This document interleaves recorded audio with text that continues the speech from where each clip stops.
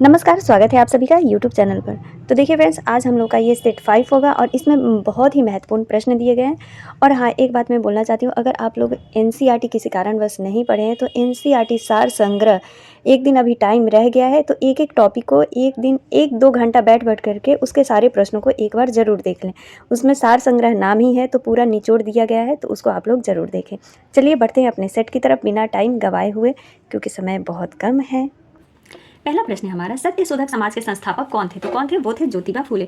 कहाँ किए थे? तो महाराष्ट्र में किए थे। कब? तो 1873 ईस्वी में। ठीक है, इसका आंसर क्या हो जाएगा हमारा? फर्स्ट हो जाएगा। आगे बढ़ते हैं हम लोग अगले प्रश्न। सन 1930 में कांग्रेस का सविनय अवज्ञा आंदोलन इतना प्रभावी हुआ कि बिहार के निम्नलिखित शहरों में से एक अंग्रेजी राज कई महीनों तक गायब हो गया था। मतलब इतना सविनय अवज्ञा आंदोलन प्रभावी हुआ था।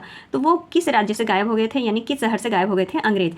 पटना, साहिबगंज, बड़ही या फिर मुजफ्फरपुर? तो वो स्थान था बड़ही। कौन सा स्थान था? बड़ही स्थान था। अगले निम्नलिखित में से सत्य कथन का चयन कीजिए। देखिए यहाँ पर सत्य चुनना है। पहला है, भारत के प्राचीनतम सिक्कों पर कोई अभिलेख नहीं है।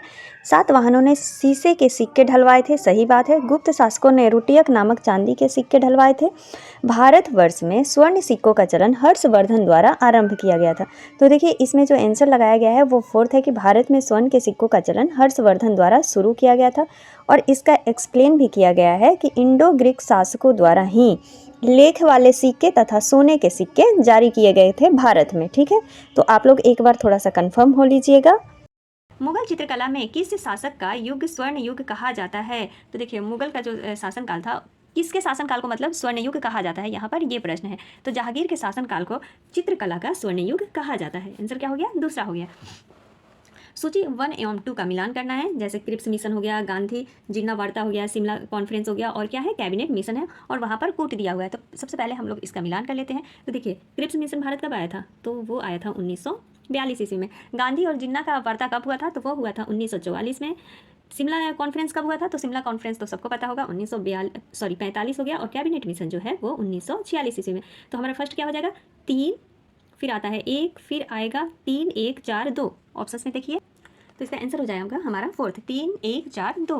आगे बढ़ते हैं। नेहरू की अंतरिम सरकार के वित्त मंत्री का नाम बताइए। देखिए ट्रिक्स बिल्कुल याद करवाई थी। लियाकत अली खान थे वित्त मंत्री।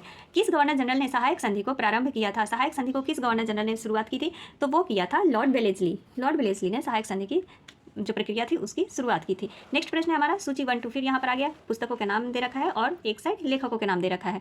तो गुलशन ए इब्राहिमी, ये किसने लिखा है? तो ये लिखे हैं फरिश्ता ने, मोहम्मद कालिम फरिश्ता। ए का क्या हो गया हमारा? फोर्थ हो गया। तारीख फिरोज शाही, ये किसने लिखा है? तो ये लिखा है जियाउद्दीन बर्नी ने। ठीक है, बी का हमारा तीसरा हो गया। मुंतखाब उत तवारीख किसने लिखा है? तो वो बदायूं ने लिखा है। और आता है अकबरनामा, तो ये तो सभी को पता होगा, डी फजल हो गया। तो क्या हो गया हमारा? 4 3 2 1। क्या लाइन से दिया हुआ है? ऑप्शन देखिए, 4 3 2 1 कौन सा हो जाएगा हमारा? दूसरा ऑप्शन हो जाएगा। तो देखिए प्रैक्टिस सेट करने का कितना फ़ायदा होता है कि हर टॉपिक से आपको प्रश्न देखने को मिल जाता है। और अगर आपके पास प्रैक्टिस सेट बुक खरीद रखे हैं तो प्लीज़ एक रिक्वेस्ट है कि आप लोग प्रश्न को छोड़ करके सबसे पहले जो पीछे उसका डिस्क्राइब किया हुआ है ना, उसको आप लोग जरूर पढ़ें। जितने भी प्रैक्टिस सेट है उनके सभी पीछे वाले आप लोग पढ़ जाएं, सारा आपका कॉन्सेप्ट क्लियर हो जाएगा जो अभी तक आप लोग का छूट गया होगा वो। चलिए अब ये देख लेते हैं सूची 1 2 में क्या दिया हुआ है। भारत में पुर्तगाली व्यापारी, ब्रिटिश ईस्ट इंडिया, फ्रांसीसी ईस्ट इंडिया और डच ईस्ट इंडिया कंपनी का आगमन कब हुआ था? तो देखिए भारत में पुर्तगाली कब आए थे? सबसे पहले उनका जो कंपनी था वो कहाँ पर स्थापित किया गया था, यानी किस सन में? तो भारत में पुर्तगालियों की कंपनी 1503 ईस्वी में, यहाँ पर 1503 में है। ब्रिटिश ईस्ट इंडिया की 1600 में। फ्रांसीसी ईस्ट इंडिया की कब हुई थी? तो वो हुई थी 1664 में आए थे। और डच ईस्ट इंडिया कंपनी 1602 ईस्वी में। ठीक है, तो इस प्रकार से हमारा ये सभी मिलान हो गया, यानी 1 3 4 2। 1 3 4 2 किस ऑप्शन में है? 1 3 4 2, ये हमारा फर्स्ट ऑप्शन सही हो गया। अगला प्रश्न है, निम्नलिखित में से जिस वेद की रचना गद एवं पद दोनों में की गई है उसका नाम क्या है? तो देखिए उसका नाम है यजुर्वेद। इसका आंसर हमारा तीसरा हो गया। यजुर का मतलब होता है यज्ञ, और इसमें यज्ञ के नियमों विधि विधानों के बारे में जानकारी हमें मिलती है। अगला प्रश्न है, भारत में किस सूफी संत ने सूफियों के सुहरावर्दी पंथ की स्थापना की थी? देखिए कौन सा सूफी संत था जिसने सुहरावर्दी पंथ की स्थापना की है? तो वो है, कौन है? बहाउद्दीन जकारिया। नाम क्या हो गया? बहाउद्दीन जकारिया। इसका आंसर क्या हो गया? दूसरा हो गया। अगला प्रश्न है हमारा, अलाउद्दीन खिलजी की बाजार नियंत्रण व्यवस्था का जियाउद्दीन बर्नी ने के अनुसार मुख्य उद्देश्य था, क्या था? देखिए इसका मुख्य उद्देश्य था एक विशाल अस्थायी सेना का भरण पोषण, यानी जो ये अलाउद्दीन खिलजी की बाजार नियंत्रण व्यवस्था जियाउद्दीन बर्नी के अनुसार इसका मुख्य उद्देश्य क्या था कि जो इसकी विशाल सेना है उसकी रख रखाव को देखते हुए इसने ये बाजार नियंत्रण व्यवस्था लागू किया था। ठीक है, और जियाउद्दीन बर्नी ने कौन सी पुस्तक लिखी है? तो तारीख फिरोज शाही, अभी हम लोग ऊपर देखे थे। आगे बढ़ते हैं। राजपूतों के साथ मेल मिलाप की नीति अपनाने में अकबर का मुख्य उद्देश्य क्या था? ऑप्शंस देखिए फ्रेंड्स, राजपूत स्त्रियों से विवाह रचना, राजपूत राज्यों को अपने राज्य में मिलाना, मुस्लिम प्रतिद्वंदियों को अलग करना, मुगल साम्राज्य को शक्तिशाली बनाना। तो उसका मेन कारण क्या था विवाह का? मुगल साम्राज्य को शक्तिशाली बनाना। अगला प्रश्न है हमारा, निम्नलिखित घटनाओं को कालक्रम की दृष्टि से सजाइए और नीचे दिए गए कूट के आधार पर इनका उत्तर का चयन करना है। देखिए इसी प्रकार से अब तो प्रश्न पूछे जा रहे हैं, इतना लंबा लंबा, मतलब एक क्वेश्चन में 4 क्वेश्चन घुसाया जा रहा है। बाजार कीमतों में सुधार, पृथ्वी चौहान की पराजय, राजधानी स्थानांतरण, कुतुब मीनार का निर्माण। तो सबसे पहले इनमें से कौन सी घटना हुई थी? तो देखिए सबसे पहले कौन सी घटना घटी थी? पृथ्वीराज चौहान की पराजय। ठीक है, पहला हो गया हमारा ये। उसके बाद क्या हुआ था? कुतुब मीनार का निर्माण हुआ था। उसके बाद आता है बाजार कीमतों में सुधार, और फिर आता है हमारा तीसरा कि राजधानी स्थानांतरण। तो क्या क्या हो गया? सबसे पहले क्या आया? 2 4 1 3, 2 4 1 3, 2 4, आंसर हो गया फोर्थ, 2 4 1 3। अगला प्रश्न है, फिर से वही सूची आ गया, अमीर खुसरो, इब्न बतूता, मिनहाज सिराज और जियाउद्दीन, और एक तरफ मतलब इनके पुस्तकों के नाम दिए हुए हैं कि किस व्यक्ति ने कौन से पुस्तक लिखे हैं। ठीक है, तो चलिए इसको हम लोग देख लेते हैं। अमीर खुसरो ने कौन सी पुस्तक लिखी है? तुगलकनामा किसने लिखा है? अमीर खुसरो ने लिखा है। इब्न बतूता रहला। ठीक है, तो बी का हमारा क्या हो गया? फोर्थ हो गया। और ए का तुगलकनामा। मिनहाज सिराज ने कौन सी पुस्तक लिखी है? तो तबाके नासरी। मिनहाज सिराज ने कौन सी पुस्तक लिखी? तबाके नासरी। और जियाउद्दीन बर्नी ने तारीख फिरोज शाही। ये बहुत रिपीट हो रहा है तो इसको याद कर लीजिएगा कि जियाउद्दीन बर्नी ने कौन सी पुस्तक लिखी है? तो तारीख फिरोज शाही। तो इसका हमारा आंसर क्या हो जाएगा? 3 4 2 1, 3 4 2 1, 3 4 2 1 आंसर हमारा तीसरा हो गया। अगला प्रश्न है, तुर्क शासक शहाबुद्दीन गौरी ने पृथ्वीराज चौहान को किस युद्ध में पराजित किया था? कन्नौज का युद्ध, तराइन का युद्ध, पानीपत का युद्ध या फिर खानवा का युद्ध? तो तुर्क शासक के बारे में शहाबुद्दीन गौरी के बारे में पूछ रहा है। ठीक है, तो कौन से युद्ध में? तो तराइन का द्वितीय युद्ध में पराजित किया था। इसका आंसर क्या हो गया? दूसरा हो गया। नेक्स्ट प्रश्न है, कुषाण काल में मथुरा मूर्ति कला का एक प्रमुख केंद्र था। यहाँ मूर्तियाँ किस पत्थर से बनाई जाती थी? तो कुषाण काल में लाल बलुआ पत्थर से मूर्ति बनाई जाती थी। आंसर हो गया फोर्थ। 18 प्रश्न है, निम्नलिखित घटनाओं को कालक्रम के अनुसार, भैया कालक्रम याद कर लीजिए, कौन सी घटना कब घटी है। बहुत सारे प्रश्न इसी प्रकार से पूछे जा रहे हैं। कनिष्क का राज्य अभिषेक कब हुआ था? कलिंग युद्ध कब हुआ? चंद्रगुप्त द्वितीय का राज्यकाल? और अशोक की मृत्यु कब हुई थी? तो सबसे पहले इनमें से कौन सी घटना घटी थी? तो देखिए सबसे पहले क्या घटा था? कलिंग का युद्ध हुआ था ना सबसे पहले, तो दूसरा हमारा आ गया। उसके बाद आता है अशोक की मृत्यु। कलिंग का युद्ध अशोक ही तो लड़ा था, तो उसके बाद अशोक की मृत्यु हो गई इस प्रकार से। और फिर आता है कनिष्क का राज्य अभिषेक, ईसा जहाँ से शक संवत स्टार्ट होता है हमारा वहाँ से, तो कनिष्क का राज्य अभिषेक हो गया। और फिर आता है चंद्रगुप्त द्वितीय का राज्यकाल। तो 2 4 1 3, 2 4 1 3 कौन सा आंसर हो गया हमारा? फोर्थ हो गया। अगला प्रश्न है हमारा 19, इसका भी सूची मिलान ही करना है। तो लॉर्ड डलहौजी ने कौन सा इसमें से जो दिया हुआ है सूची 2 में कौन सा कार्य किया था? तो वो कौन सा अपनाया था? जो हड़प की नीति जो अपनाई थी लॉर्ड डलहौजी की, अन्य राज्यों को मिला लेता था हड़प करके। तो उत्तराधिकारी अपहरण सिद्धांत किसने चालू किया था? तो लॉर्ड डलहौजी ने। लॉर्ड रिपन के शासनकाल में क्या हुआ था? तो लॉर्ड रिपन के शासनकाल में इसने स्थानीय स्वायत्तता की शासन लागू किया था। बी का क्या हो जाएगा हमारा? फर्स्ट हो जाएगा। लॉर्ड कर्जन के समय में बंगाल विभाजन जो कि 1905 ईस्वी में हुआ था। और लॉर्ड विलियम्स बेंटिक के शासनकाल में सती उन्मूलन यानी सती प्रथा पर इसने रोक लगा दी थी। ठीक है, तो इस प्रकार से हमारा आंसर हो जाता है फोर्थ, 1 2 और 3, 4 1 2 3, इसका आंसर हो गया हमारा फोर्थ। अगला प्रश्न है, बंगाल में दोहरा शासन का अंत किस गवर्नर के शासनकाल में हुआ था? तो बंगाल में दोहरा शासन का अंत किस गवर्नर के शासनकाल में हुआ था? तो वॉरेन हेस्टिंग के समय। नेक्स्ट प्रश्न, दीवान का पद अवध राज्य में किस परिवार के पास है? अच्छा, अवध राज्य में किस परिवार के पास है? तो वो है नीलकंठ नागर, एक गुजराती ब्राह्मण के पास। आंसर क्या हो गया? दूसरा हो गया। सूची को एक वन सूची आ गया, चलिए देखते हैं। तो देखिए एक तरफ महाजनपद दिया है और एक तरफ उसकी राजधानी दिया है। तो सुरसेन की राजधानी क्या थी? तो सुरसेन की राजधानी मथुरा थी। अगला आता है गंधार, गंधार की राजधानी तक्षशिला हो गया। कौशल की राजधानी अयोध्या हो गया, यानी कौशल का तीसरा ही हो गया। और वैशाली की राजधानी जो थी वो थी बज्जी संघ। तो इस तरह से हमारा पूरा कैसे मिल जाता है? ए का क्या हो गया? ए का 2 हो गया, बी का फर्स्ट हो गया और 3 4। तो चलिए कूट देख लेते हैं। इसका आंसर हो जाएगा 2 1 3 4, इसका आंसर हो गया तीसरा। ठीक है, आगे बढ़ते हैं। सीमांत गांधी को खान अब्दुल गफ्फार खां के पठानों की पार्टी बनाई गई थी, उस पार्टी का नाम क्या था? तो देखिए सीमांत गांधी यानी खान अब्दुल गफ्फार खान का उपनाम है सीमांत गांधी। और इन्होंने कौन सा दल बनाया था? तो खुदाई खिदमत कार। ठीक है, इसका आंसर क्या हो गया, दूसरा हो गया। रामकृष्ण मिशन की स्थापना किसने की थी, तो रामकृष्ण मिशन की स्थापना किए थे स्वामी विवेकानंद। कब इसकी स्थापना कब किए थे, तो 1897 ईस्वी में। अगला प्रश्न हमारा है, जयप्रकाश नारायण को राष्ट्रीय स्तर के नेता की पहचान किस संदर्भ में मिली थी, तो किस संदर्भ में मिला था, तो भारत छोड़ो आंदोलन के संदर्भ में। तो ये हमारा 25 इतिहास से प्रश्न था। अब हम लोग भूगोल के प्रश्न को, तो यहाँ पर कथन और कारण दिया गया है। सौर मंडल का सर्वाधिक गर्म ग्रह कौन सा है, शुक्र ग्रह है, सही बात है। और शुक्र ग्रह का संघनन वायुमंडल में पाया जाता है, ये गलत है। देखिए, शुक्र ग्रह को भोर का तारा या शाम का तारा भी कहा जाता है, ये सबसे चमकीला तारा भी है। पृथ्वी की जुड़वा बहन किस ग्रह को, तो शुक्र ग्रह को ही कहा जाता है। तो चलिए आंसर देख लेते हैं। ए तथा आर दोनों सत्य है, परंतु आर जो है ए की व्याख्या नहीं कर रहा है, तो इसका आंसर क्या हो गया, दूसरा हो गया। नेक्स्ट प्रश्न है, आधार तल में ऋणात्मक परिवर्तन होने से निम्नलिखित में से किस स्थलाकृति का निर्माण संभव है। आधार तल में ऋणात्मक परिवर्तन होने से संरचनात्मक सोपान, जलोढ़ शंकु, रिया या फिर नदी वेदिकाएं। तो किसका सबसे ज़्यादा संरचना संभव है, तो वो है संरचनात्मक सोपान का। ठीक है, इसका आंसर क्या हो गया, फर्स्ट हो गया। अगला प्रश्न हमारा है, निम्नलिखित में से कौन सी एक धारा अन्य धाराओं से भिन्न है।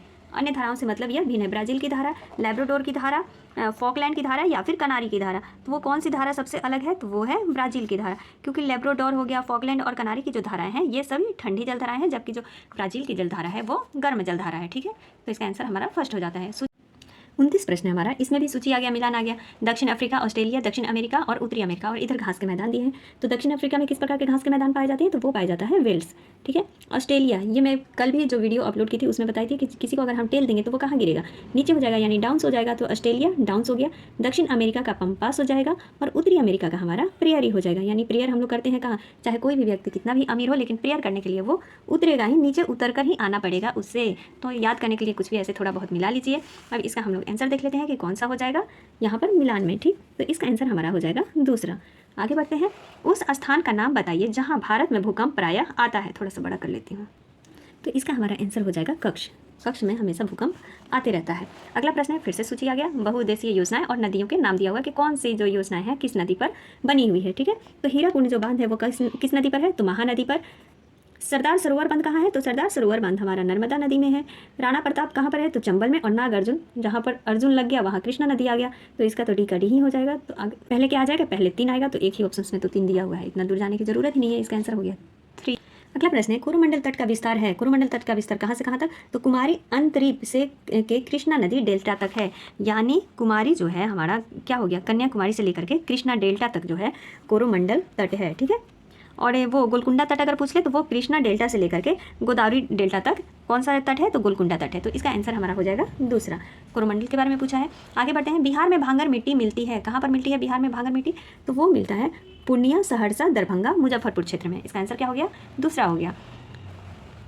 निम्नलिखित में से कौन सा युग्म सही है, तो निम्नलिखित में से जो युग्म सही है वो है सकाई जापान। ठीक है, इसका आंसर क्या हो गया, फोर्थ हो गया। दक्षिण भारत की गंगा के नाम से कौन सी नदी जानी जाती है, तो वो जानी जाती है गोदावरी नदी। दक्षिण भारत की गंगा के नाम से गोदावरी नदी जानी जाती है, इसे बूढ़ी गंगा भी कहा जाता है, या वृद्ध गंगा कहिए। कौन सा देश खनिज तेल का निर्यातक है, कौन नहीं है, देखिए सॉरी, कौन सा देश खनिज तेल का निर्यातक नहीं है, वेनेजुएला, इंडोनेशिया, कुवैत या फिर चीन। तो ये तीनों तो तेल के निर्यातक हैं, लेकिन जो चीन है वो तेल का निर्यातक नहीं है। अलकनंदा एवं भागीरथी के संगम पर स्थित है कौन सा तीर्थ, तो वो है देवप्रयाग। आंसर क्या हो गया, दूसरा हो गया। भारत में सर्वाधिक गन्ना का उत्पादन करने वाला राज्य कौन सा है, तो सबसे अधिक भारत में गन्ना का उत्पादन जो करने वाला राज्य है वो है हमारा उत्तर प्रदेश। इसका आंसर क्या हो गया, दूसरा हो गया। नेक्स्ट प्रश्न, विभिन्न प्रकार के जीव जंतु और पौधे सर्वाधिक संख्या में कहाँ पाए जाते हैं, तो देखिए सबसे अधिक जो जीव जंतु हैं वो कहाँ पाए जाएंगे, तो वो पाए जाएंगे हमारे उष्णकटिबंधीय घास के क्षेत्रों में। आंसर क्या हो गया, दूसरा हो गया। आगे पॉलिटी के प्रश्न भी बहुत महत्वपूर्ण है, तो बिल्कुल इग्नोर नहीं कीजिएगा। देश के कुल खनिज उत्पादन का कितना प्रतिशत बिहार में प्राप्त होता है। अच्छा, खनिज प्रतिशत का पूछ रहा है, कितना प्रतिशत, तो वो होता है 36%। ठीक है, इसका आंसर क्या हो जाएगा हमारा, फर्स्ट हो जाएगा। नेक्स्ट प्रश्न, विश्व का सबसे लंबा रेल मार्ग है, तो वो है ट्रांस साइबेरियन रेलवे। आंसर हो गया फर्स्ट। 42 प्रश्न है, सूची दिया हुआ है, एक तरफ नदियाँ और उनकी सहायक नदियाँ, तो सहायक नदियों को भी याद रखना होगा। तो कृष्णा की सहायक नदी कौन हो गई, भीमा हो गई। भीमा, तुंगभद्रा हो जाती है, मूसी, अमरावती, कोयना, ये सब किसकी सहायक नदी है, तो कृष्णा की सहायक नदी है। ब्रह्मपुत्र की सहायक नदी कौन है, तो ब्रह्मपुत्र का दिहांग हो गया, दिबांग जिसको कि कहा जाता है, तीस्ता नदी हो गई, तो यहाँ पर दिया हुआ है तीस्ता, तो इसको लगा लेते हैं। गोदावरी की सहायक नदी है इंद्रावती, और यमुना की सहायक नदी है चंबल। तो इस प्रकार से हमारा आंसर बनता है 4, 3, 2, 1, यानी 4, 3, 2, 1 किसमें है भैया, फर्स्ट में आंसर हो गया पहला। निम्नलिखित कथनों पर विचार कीजिए। कथन दिया हुआ है भूमध्य सागरीय प्रदेश में ग्रीष्म ऋतु में वर्षा नहीं होता है। कहाँ पर? भूमध्य सागरीय प्रदेश में।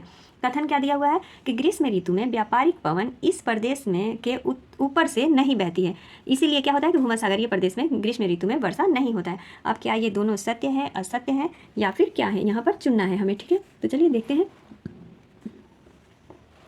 तो देखिए, ये तो सही है कि भूमध्य सागरीय प्रदेश में ग्रीष्म ऋतु में वर्षा नहीं होता है। ठीक है, लेकिन उसका जो कारण दिया हुआ है वो गलत है, यानी ए तो सत्य है परंतु आर जो है गलत है। अगला प्रश्न है 44 प्रश्न है। चूने की चट्टान पर अपक्षय की क्रिया कहलाती है, तो वो क्या कहलाती है? तो वो कहलाती है रासायनिक परिवर्तन, भौतिक परिवर्तन, जैविक परिवर्तन, उपयुक्त में से सभी। तो सभी कहलाती हैं। अगला प्रश्न है हमारा मसाई आदिम जनजाति का मूल निवास स्थान कहाँ पर है? मलाया प्रायद्वीपीय का मध्यवर्ती भाग है, एशिया का किर्गिजिया पठार है, सऊदी अरब का मरुस्थल है, या फिर पूर्वी अफ्रीका का सवाना घास क्षेत्र है। तो मसाई आदि जो जनजाति है उनका मूल निवास है पूर्वी अफ्रीका का सवाना घास। और ये कहाँ कहाँ पाई जाती है? तो केन्या हो गया, या फिर युगंडा का जो पठारी भाग है वहाँ पर ये जाति पाई जाती है। तो इसका आंसर हमारा फोर्थ हो जाता है। अगला प्रश्न है मानव एक यातायात नियंत्रक के समान है जो प्रगति की गति को बदल सकता है, दिशा को नहीं। ठीक है, मानव एक क्या है? यातायात नियंत्रक के समान है जो कि प्रगति की गति को तो बदल सकता है परंतु दिशा को नहीं बदल सकता है। तो इसका आंसर हमारा हो जाएगा, यह कथन किसका है? तो नव निश्चयवाद से यह कथन लिया गया है। अगला प्रश्न है टोडा जनजाति का निवास क्षेत्र कहाँ है? तो टोडा जनजाति का निवास क्षेत्र जो है वो इलायची एवं नीलगिरी की पहाड़ियों में है। ठीक है, यानी दक्षिणी भारत में। अगला प्रश्न भारत में चीनी उद्योग का स्थायीकरण उत्तर से दक्षिण की ओर क्या हो रहा है? खिसक रहा है। इस कथन का मुख्य कारण क्या है? सस्ता श्रम, बाजार की उपलब्धता, सस्ती ऊर्जा, या फिर गन्ने की अधिक उपज एवं सुक्रोज की मात्रा। तो गन्ने की अधिक उपज और सुक्रोज की मात्रा इसका कारण है।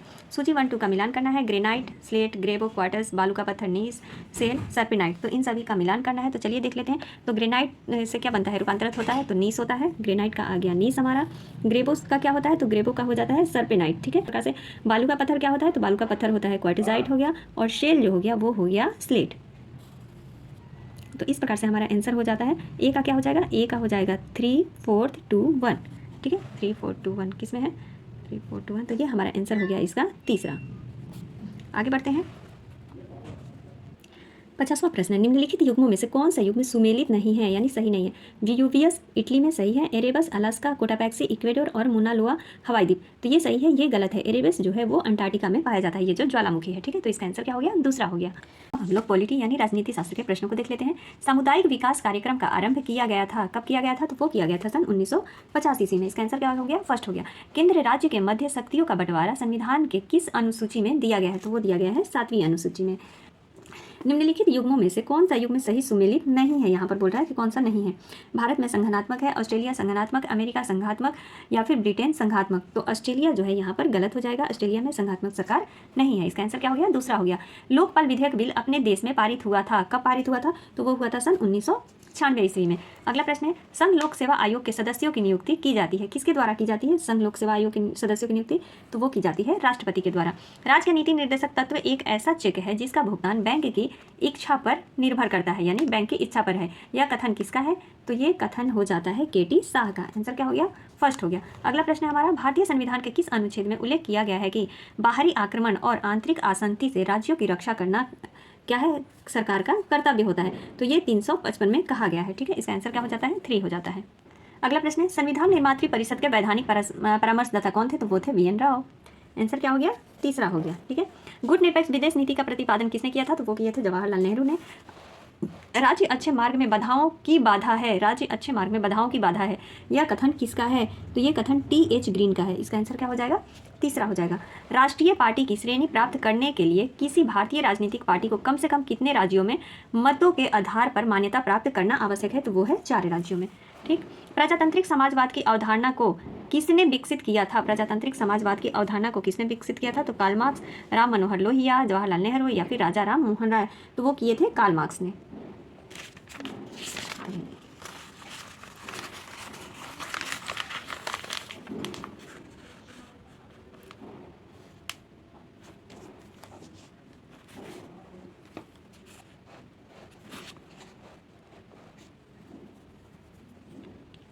प्रजातांत्रिक समाजवाद की अवधारणा को किसने विकसित किया था? तो वो किए थे जवाहरलाल नेहरू।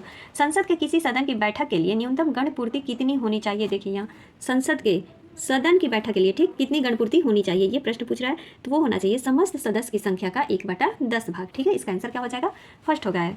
जनवादी लोकतंत्र की अवधारणा संबंधित है। जनवादी लोकतंत्र की अवधारणा किससे संबंधित है, तो वो संबंधित है लोकतंत्र की मार्क्सवादी अवधारणा से। आंसर हो गया हमारा फर्स्ट। अगला प्रश्न है संघीय कार्यपालिका उत्तरदायी होती है। तो संघीय कार्यपालिका किसके प्रति उत्तरदायी होती है, तो वो होती है, ऑप्शन देख लेते हैं, उत्तरदायी होती है किसके प्रति, तो लोकसभा के प्रति उत्तरदायी होती है। आंसर हो गया तीसरा। भारत के राष्ट्रपति संविधान के किस अनुच्छेद के अंतर्गत मंत्रिमंडल की सलाह मानने के लिए बाध्य हैं, तो वो है 74वें अनुच्छेद के अनुसार। अगला प्रश्न है भारत के राष्ट्रपति संविधान के किस अनुच्छेद के अंतर्गत मंत्रिमंडल की सलाह मानने को बाध्य हैं, तो वो है अनुच्छेद 74। संकटकालीन स्थिति में नागरिकों के मौलिक अधिकार क्या हो जाता है, स्थगित किए जाते हैं। राष्ट्रपति की इच्छा पर निर्भर होते हैं, सर्वोच्च न्यायालय की इच्छा पर, तो वो क्या किया जाता है, स्थगित कर दिया जाता है। ठीक है, इसका आंसर क्या हो गया, तीसरा हो गया। भारतीय संविधान के अनुच्छेद 356 का क्या महत्व है, तो 356 का क्या महत्व है, इसके अंतर्गत किसी राज्य में संवैधानिक मशीनरी विफल होने पर राष्ट्रपति शासन लगाया जा सकता है। इसका आंसर क्या हो गया, दूसरा हो गया। नेक्स्ट प्रश्न हमारा है 79 प्रश्न है किस संवैधानिक संशोधन द्वारा भारत में पंचायती राज व्यवस्था को लागू किया गया था, तो 73वां। और जॉन लॉक के अनुसार व्यक्ति के प्राकृतिक अधिकार हैं जीवन, स्वतंत्रता एवं संपत्ति का अधिकार, ये व्यक्ति के प्राकृतिक अधिकार है किसके अनुसार, जॉन लॉक के अनुसार। अब चलिए ये हमारा 80 प्रश्न होता है विषय से संबंधित। अब है सामान्य अध्ययन से संबंधित 40 प्रश्न, तो इसको भी फटाफट देख लेते हैं। तो भारत के संविधान का मसौदा तैयार करने के लिए निम्नलिखित के लिए संविधान सभा ने डैश को मसौदा समिति का गठन किया था, तो वो किया था 29 अगस्त 1947 को। महात्मा गांधी ने किस पुस्तक में लिखा है कि भारत में ब्रिटिश शासन भारतीयों द्वारा किए गए विस्तारित सहयोग का परिणाम है, किसने, तो ये किए हैं हिंद स्वराज में। इसका आंसर क्या हो जाएगा, दूसरा हो जाएगा। अगला प्रश्न है हमारा निम्नलिखित में से कौन सा पर्वतीय दर्रा भारत, चीन और म्यांमार की त्रिसंधि का निर्माण करता है, तो कौन सा दर्रा है, तो वो है दिफू दर्रा। आंसर हो गया तीसरा। नेक्स्ट प्रश्न हमारा वो प्रश्न है 1946 में ब्रिटिश सरकार द्वारा एक कैबिनेट मिशन भारत भेजा गया था, ठीक, जिसमें कितने सदस्य थे, तो वो थे 3। इसको थोड़ा सा देख लीजिए। देखिए कैबिनेट मिशन में 3 सदस्य शामिल थे, कौन कौन, लॉर्ड पैथिक लॉरेंस जो कि भारत के सचिव थे, इनसे भी प्रश्न पूछा जाता है। सर स्टैनफोर्ड क्रिप्स व्यापार बोर्ड के अध्यक्ष थे, तथा एवी अलेक्जेंडर जो कि एडमिरलिटी के प्रथम लॉर्ड या नौसेना मंत्री थे। यह मिशन ब्रिटेन के प्रधानमंत्री क्लेमेंट एटली की पहल पर गठित किया गया था। यह मिशन 24 मार्च 1946 को भारत आया था। ठीक है, तो ये याद रखना होगा। आगे बढ़ते हैं अगले प्रश्न की तरफ। गुजरात में अरुणाचल प्रदेश के समय डैश के समय का पश्य अंतराल है, मतलब कितना अंतराल है गुजरात और अरुणाचल प्रदेश में। सूर्य जैसे मान लीजिए अरुणाचल प्रदेश में अगर 5 बजे उगते हैं तो वही गुजरात में कितने बजे उगेंगे, 7 बजे, यानी 2 घंटे का अंतराल है। इसका आंसर क्या हो जाएगा हमारा, 4th हो जाएगा। अगला प्रश्न है हमारा भारतीय संविधान के संबंध में निम्न में से कौन सा कथन सत्य है। मौलिक अधिकार नैतिक एवं राजनीतिक संस्तुतियों, लेकिन नीति निर्देशक तत्व विधिक संस्तुतियां हैं। मौलिक अधिकार न्याय संगत होते हैं, जबकि राज्य के नीति निर्देशक तत्व गैर न्याय संगत होते हैं। आगे देखते हैं अगला ऑप्शन है मौलिक अधिकार सामाजिक एवं आर्थिक लोकतंत्र की संस्थापना करते हैं, जबकि नीति निर्देशक तत्व राजनीतिक लोकतंत्र की संस्थापना करता है। मौलिक अधिकार सामूहिक कल्याण का संवर्धन करता है, जबकि नीति निर्देशक तत्व व्यक्तिगत कल्याण का संवर्धन करता है। तो देखिए फ्रेंड्स, यहाँ पर जो प्रश्न पूछा गया है कि इनमें से कौन सा सत्य है, तो सत्य जो हो जाएगा कि मौलिक अधिकार क्या होता है, न्याय संगत होता है, जबकि राज्य के जो नीति निर्देशक तत्व है वो गैर न्याय संगत होता है। ठीक है, तो यहाँ से हमारा इसका आंसर दूसरा हो जाएगा। 87 प्रश्न है आरबीआई द्वारा आभासी वित्त प्रतिभूतिकरण बाजार के विकास हेतु गठित समिति के अध्यक्ष कौन है, तो वो है हर्षवर्धन। इसका आंसर क्या हो गया, 4th हो गया। इंटरनेट में डैश का उपयोग किया जाता है, तो इंटरनेट में किसका उपयोग किया जाता है, तो वो किया जाता है पैकेट स्विचिंग का। किसका, पैकेट स्विचिंग का किया जाता है। अगला प्रश्न है संयुक्त राष्ट्र संघ की स्थापना डैश देशों द्वारा संयुक्त राष्ट्र चार्टर पर हस्ताक्षर के माध्यम से की गई थी, तो 51 देशों के हस्ताक्षर के द्वारा इसकी क्या की गई थी, तो स्थापना की गई थी, यानी संयुक्त राष्ट्र संघ की स्थापना। ठीक है, 26 जून 1945 को 50 देशों ने हस्ताक्षर किया था, लेकिन जो 15 अक्टूबर 1945 को है सबसे लास्ट में यानी पोलैंड ने इस पर हस्ताक्षर किया था, तो इसी से 51 देश हो जाते हैं। अगला प्रश्न है कंप्यूटरों में डिलीट की गई फाइलें चली जाती हैं, कहाँ चली जाती हैं, इनबॉक्स, आउटबॉक्स, माई डॉक्यूमेंट्स या फिर रिसाइकल बिन, तो वो रिसाइकल बिन में चला जाता है। प्रधानमंत्री मातृ वंदना योजना की शुरुआत कब की गई थी, तो वो किया गया था 1 जनवरी 2017, 1 जनवरी 2015 को। तो देखिए इन दोनों में ही कंफ्यूज हो गई, 1 जनवरी वो किया गया था 1 जनवरी 2017 को। अगला प्रश्न है 44वें संशोधन 1978 ने भारतीय संविधान के किस अनुच्छेद को प्रभावित किया था, तो वो किया था 301 को। ठीक है, 301 को प्रभावित किया था। 2011 की जनगणना के अनुसार भारत का जनसंख्या घनत्व कितना है, तो वह है 382 व्यक्ति प्रति वर्ग किलोमीटर।